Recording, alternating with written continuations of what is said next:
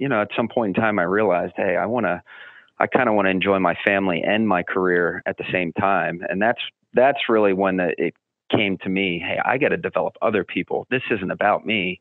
I don't need to be a hero here. I need to just have a company of heroes. Welcome to the Millionaire Car Salesman Podcast, the #1 resource for automotive sales professionals, managers, and owners to learn how to make money, accumulate wealth, and to all out ball out in the auto industry. And now your hosts, Sean V. Bradley and L.A. Williams. Hey, what's going on, everybody? This is L.A. Williams, and I'm here live on the Millionaire Car Salesman Podcast. And man, I've got a phenomenal guest for you today. You heard from someone who worked at his dealership a couple weeks back. We had his internet director on, but now we're gonna talk to the boss, right? So this guy, man, he's awesome. I remember when I went to his dealership to train his team. One of the first things he said to me, he was like, "L.A., listen, man, whatever we got to do to make this stuff easier for my customers." He said, that's the #1 thing for me, is I want stuff simple, right? Make it like 1, 2, 3, ABC. You know what I'm saying? Jackson 5 out this joint. So, man, we're going to hear from my main man, Mr. Rob Ruth. What's up, Rob? How you doing, man? Oh, man, I'm super excited to have you on. Thanks for having me. I appreciate it. So kind of just talk about your background in the automotive industry. Tell us how your family got involved and how you got involved. Well, I mean, I was born into it. My father started in the automotive industry when he was 18. He had me when he was, I guess, in his early 30s. And my parents were divorced at a young age, and I actually lived with my father. And he bought this store when I was 6 years old, and we lived above the dealership. Wow. So where I'm at, I'm sitting right now in my office, which once was my kitchen. So, I mean, I've been involved in the automotive industry from, day one. It's just part of what it's my blood. I've had every position you can imagine here. Nice. So here's the thing. Normally, this is what we say. Normally, we're like, nobody, wakes up and says, "Mommy, Daddy, I want to be in the automotive industry," right? But your story is a little bit different. I don't know. I know your dad was in it. You were born into it. What was it that made you want to get involved? Was it because it was the family business? Talk about your thought process kind of in the teenage years. Well, I actually did not want to get involved in the automotive business. I guess probably because that's all I knew. And it was just, you wanted something different. So I had other plans for myself. But somehow I got drawn to it. I was in college. My first summer out of college, I worked for a mason, and I was a mason tender, and, it was just hard labor. I loved it. But I was making $8 an hour. So the second summer, my father convinced me to sell cars. So I was 19 at the time, and I was like, how the heck am I going to sell cars? I'm 19 years old. But I gave it a shot, and you know what? I got my first paycheck, and I was hooked. I was good at it. I mean, I liked the money. I mean, that's really what it came down to. As a 19-year-old kid, I was going to college. I went back to school. I had, my pockets were fat, and from there, it was just, it was something that I was drawn to. I liked being able to, the harder I worked, the more I could earn. Yes, absolutely. And these are the listeners that we're talking to, people who are in, this is the Millionaire Car Salesman listenership, right? So they want to know. So it went from $8 an hour. What was that summer like for you? And then you said your pockets were fat. So kind of give some people, put some numbers around it. Maybe even talk about how many cars you sold, stuff like that. Sure. So, $8 an hour at the time to an 18-year-old, and I didn't have any bills. I was living at home. I mean, that was decent money at the time. So we're talking about 1995 at the time. Mm-hmm. So, or 1996. It was summer of 96. I was a mason. The next summer I came back. I think I made $3,000 the whole summer. After taxes, maybe take $2,200 back to school. Mm-hmm. The next summer I came back, it's my first summer selling cars. I honestly, I probably gave it a half-assed effort. I mean, I was into it, but I was like, but at the end of the summer, I made like $9,000, which was, to me at the time, I quadrupled what I did the year before. Okay. Now I'm really kind of drawn to this. So, then, the light bulbs start going off and the logic's coming in. The following summer, which was my junior year of college, going into my senior year, I came back and I went to Clemson. So I was in South Carolina and, the dealership's here in Pennsylvania. So I came back to Pennsylvania for the summer and I said, you know what, screw this. I mean, I liked the money. I was like, I'm gonna give it everything I got. I've got no responsibilities. I've got no kids. I've got no anything. So, I mean, I just did a bell to bell the whole summer, and I made $28,000 in like 3.5 months.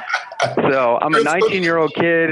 I've got no responsibility, and I go back to school, and I'm kind of a big fish all of a sudden. Yeah, man. I enjoyed it. I really enjoyed it. So then when I graduated school, I'm still, this isn't getting out of my brain at this time.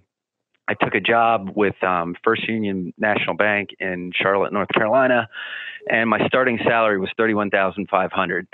And it was commission based, but I mean, potentially if I was really good, I could probably make $40,000 my first year. And all I kept thinking about was, that summer in 3 months where I made $28,000 and, I wanted to live a good life. I mean, I just did. I like nice things. I like going to nice places. I like what money can do for you and the opportunities it provides. So that's what's drawn me to it. I'm not going to lie, and then it was just, I saw an opportunity to help my dad. I mean, it was a time the internet was kind of just coming out. I saw that he wasn't really prepared for it. And, I thought I could make a difference. Right. Awesome. So yeah, man, I definitely want to talk about that. But you made some really key points because, sometimes for people like us and our listeners, people think that we're all about money. And it's not about being all about money. It's about what money can provide for you, right? Money, I want to live a good life. Yeah, absolutely. 100%. All right. So talk about this. So internet department, right? What did they make you responsible for that once you came in? Talk about how you ingrained the internet into what you do. We had one computer with the internet when I got here in 2000, one computer. And, I went to an NADA conference with him, and that's when I decided to come back. And I was with a bunch of dealers I've known my whole life. And these guys thought that the internet was going to take over their business. The manufacturer was going to sell directly to the consumer, and, the dealership model was going away. Ooh. And I saw it as a different opportunity that, we could actually leverage the internet and reach more people. So it was kind of a slow process from the get-go. One computer, I said, hey, we've got to upgrade. We got to start utilizing things that, we can do, get ourselves out there on the internet, whether, Auto Trader, and I guess it was cars.com at the time. And, that was the start of it. Kind of just walk us through the process, because I'm sure, some people were kind of giving you some opposition. How did you make it work? Because you obviously made it work. I mean, we're going to talk about where you are now, but so I was saying, obviously you made it work. So tell us kind of that transitional story. I think it's still in a transition, to be honest, LA. I mean, there's still some old school mentality out here. I just have I'm a very determined man. I'll just push through, and I'll push with something, and I'll get a little steam behind me. And then once I have a little steam behind me, then I'll push harder, and, we just keep going from there. Persistence overcomes resistance. Man, you ain't never lied. We had someone on the podcast last week that talked about how he's an independent dealer and he was trying to get a bank. He was to sign him up or sign up the bank or something. And he talked about how he left the guy 51 voicemails once a week. He wouldn't respond to him. He turned off his voicemail and he started texting him. And he texted him every day for like 15 days. And then something happened. And then he texted him another 18 days and he wouldn't respond. So he texted him twice a day. But the bottom line is he ended up signing up that bank. Right. And you gotta do what you gotta do. Yep. Absolutely. So, I mean, that's the kind of stories I know that the team here, they really appreciate stuff like that. Because again, we're always faced with something, right? And you always have two choices. You either can attack or you can retreat, but we never always attack. And so that's absolutely what we got to do. Well, I'm always in attack mode myself. When I find myself retreating, then I know that there's a problem and I need to overcome it. You just got to push. You got to push. If you believe in something and you believe strong in it, then, you got to go for it. Absolutely. So what do you say? What are some of the keys to making money in the automotive industry? Let's say I'm brand new, I'm 19, 20. I want to get started in the automotive industry. Somebody told me that you can make, 25 grand in the summer. I'm like, what? I want to do that. What do I got to do? Well, I think you got to be good with people. You have to understand people. It's not necessarily, if you want to sell more, you got to figure out how you can help more people. You got to figure out what they're looking for, and then you got to deliver on it. If someone's coming in, they want a certain type of thing, you got to work to help them, not just try to sell them something because it's right for you. I think if you really put yourself in the person that's sitting across from you, that you're trying to sell them something, get to know them, listen to them, really find out what they're trying to accomplish, and then use your own expertise to help guide them in the right way and work together with that person to, help them. So you're in the people business. So learn people. And then I would also say it's a numbers game. You're in a people business, learn people and get in front of as many people as you possibly can, however you got to do it. Let's talk about that. I mean, what did you do to learn people and what did you do to get in front of people?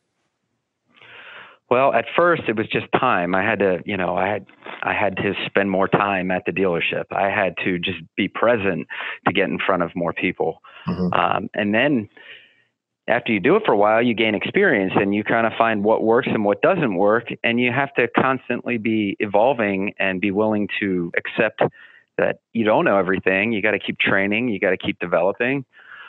Look for new opportunities, market yourself, get yourself out there. You got to do what you got to do.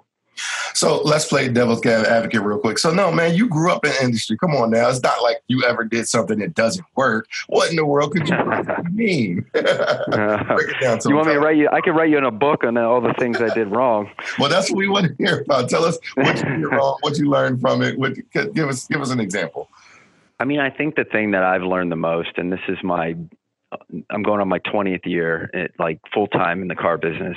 Okay. You can't do everything yourself.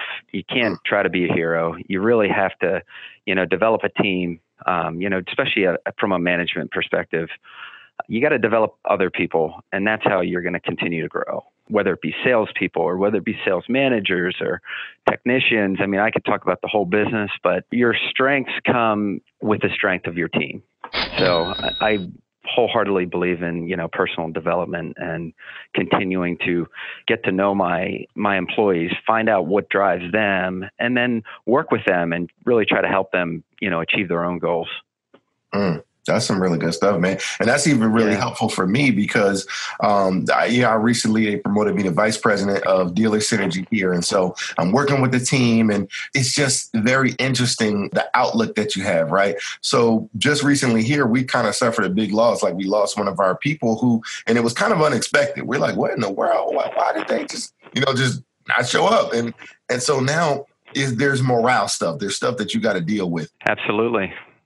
I've lost a lot of people along the way. And, sometimes you have to really look in the mirror and you have to take responsibility for it. I mean, there's a reason why that person didn't want to stay with your company. And, I think that there's lessons there. And I hate to just put that responsibility, or blame. I hate the blame game. And I think that, if I have the mentality that I'm going to take responsibility for things, then, that kind of, it spreads. And I think that the more everyone just focuses really on themselves and what they can do to make a difference, your business will grow. Nice. That's what I'm talking about. And again, we really appreciate this stuff because it's coming from somebody who knows, like you said, 20 years in the industry, having every position, the advice that you're giving is extremely valuable and we definitely appreciate it. Well, thank you. So what would you say are some of the secrets to just running a successful dealership? Like you said, you've been doing it for some years. You watched your dad do it. How do you stay in business for so long? You guys have, been around for some time now. Manage your assets. Your biggest assets are your people and your inventory. So I would say that's the biggest thing to focus on. Like we already talked about, get the right people, keep the right people, show them a path, give them opportunities. Stay present with them. That's one key. And then inventory is key. You got to have the right inventory and you got to manage it and you got to stay on top of it. Keep it turning. Turn your inventory as much as you possibly can. That's the key. and market yourself. Get your name out there. You got to have people coming through the door, and that goes all the way down into salesperson. Don't rely on the dealer, but the dealer has a responsibility, but the individual has to take responsibility as well. They got to focus on building that pipeline. Absolutely. So again, I kind of asked this question. If you listen to the podcast before, I asked the question of, what are some of the mistakes that people make in the automotive industry? But I think you can give it to us from a different perspective, because you could talk about, mistakes that salespeople make, mistakes that managers make, even mistakes that dealer principals make when it comes to running a successful business. What would you say are some of the most common mistakes, some things that you try to stay away from to help you be successful? I think the biggest mistake is when people become content. If they're not looking forward and they're not working towards something, or they forget why they're doing it, I mean, you're done. Once you stop learning and you stop trying to achieve something, it's done. There's only two ways to go, forwards or backwards. You can't just remain the same. That's it. That's it. I mean, that's the ultimate mistake right there. Contentness. Goodness gracious. All right. So now you've got some successful people at your dealer. What are some of the habits that the most successful people at the dealership have? What do you see them do constantly that keeps them top producers? Discipline. The most successful people are the most disciplined. The ones that just stay focused and have the right habits. Habits, it depends on what position you're in. Habits for let's just say you're in the internet department, you got to make your calls even when you don't feel like it. This is what I do every day. It's like getting up and putting your pants on, LA. It's what you got to do. Salespeople, same thing. The most successful ones are the ones that are disciplined, the ones that go through a process, the ones that stick to that process no matter what, that don't just try to go from A to Z. It's not that simple. Don't try to make it too simple, but keep it simple. Yeah, absolutely. Like, don't try to cut corners. I definitely hear Don't cut the corners, right? Just don't cut corners. Yeah, 100%, man. The principles don't change. I mean, you hear the dealer principles, you hear the successful people say discipline, right? Ali Rada talks about discipline, right? Discipline. Just any successful person, if I ask them what's the number one habit, discipline has probably been the number one word that was used, but I think everyone describes it differently. So, Rob, you just gave us some heat right there, man. That's awesome. Hey, it's true. So here's the check up from the neck up. That's it, right? Yep. Speaking of which, man, you said that you're big on self-development, right? So what are some of the books that maybe you've read that you probably recommend to other people where they can develop the way you're developing? I think in a sales position, I think like we talked about, you got to be good with people. I would read Dale Carnegie's book, How to Win Friends and Influence People. That's my favorite. Let me see. There's another book, Extreme Ownership. That would be more for a management position. That's by Jocko Willink. And then it's a book called Grit by Angela Duckworth. Those are the three I would recommend. That's a good one right there. Yeah. I definitely got the audio book of that one. And that was crazy because my wife picked that up and she dove into that one before I even did. So that was huge. All right. So talk about this. How important is training? And tell me, what do you recommend people train on? What's the number one thing? If I train on this thing, I'll get really good. Tell me about that. I mean, I think that training is, if once you stop learning, it's a bell curve. Your sales are going to go then you become content. You're not really reaching towards something. So then the bell curve starts going down, and you can see it from salespeople. I mean, I've seen it over 2 decades. They come in, they're all hot. They're driven. They're, ready to conquer the world. And then they get to a point where they think they know everything. And then all of a sudden everything starts falling off. And if they don't catch themselves and kind of redirect, I mean, we all know what happens. Training with people. We're dealing with people. Learn what people want. Learn how to communicate with people. Yes. Learn how to be a better servant and, just get along with people. Learn to be more trustworthy. You're on fire. Yeah. Take responsibility for the sale. Focus on yourself. People, you're not selling for a reason, and it's not because of them. It's because of you. That's it. Yeah, that was one of the gentlemen's thing just last week. He said, man, I used to always think it was them, and then I realized it was me. And as soon as he did that, that's when his career really started taking off. Life changes. It's actually, you start to feel better. You feel in control. All those anxieties that people have is because they're putting their life in the hands of everybody else. Once you actually own yourself, I think that's when you can take off. Man, I'm telling you, so it basically, I hear you saying it goes hand in hand. Training, if you ever stop training, it's because you're content. And then when you're content, you start losing, right? So I love it. Yeah, just don't let yourself become lazy. I mean, I get up every morning at 5 a.m. I go to the gym. I have my own habits that keep me in check. I'm just like a robot, honestly, for the first part of the day. And then I come into work and I structure my day and I plan it out and I have goals and I just work towards them. I mean, it's really simple when you make it that simple. Got it. Now, here's one thing I will say. Everyone's morning routine is probably different, but if someone wanted to model their routine after yours, what would that look like? Like I said, I get up early. I go to the gym. I take some time for myself. I Put do a that time on that early because most people don't know, really what early. I wake up at 4:45. That's the time my alarm clock goes off. That's it. And I'm kind of strange. I take a shower because I have to wake up. It kind of just, get the sleep out of my eyes. I take a shower. I eat something. I get to the gym at 5:45, maybe 5:50. I work out with a couple guys that actually work here. It's just a good, it's kind of like a little men's group. Can you say team building? Team building, yeah. And I enjoy that. I like just being with them outside of work. We don't really ever talk about work, but we push each other. We're doing something good for ourselves. Then I go home. I'm home by 7:00. When school's in, I get my kids ready. I kind of kiss them goodbye. I take the dog out. I get back in the shower and I come into work. Then we have a sales meeting every morning.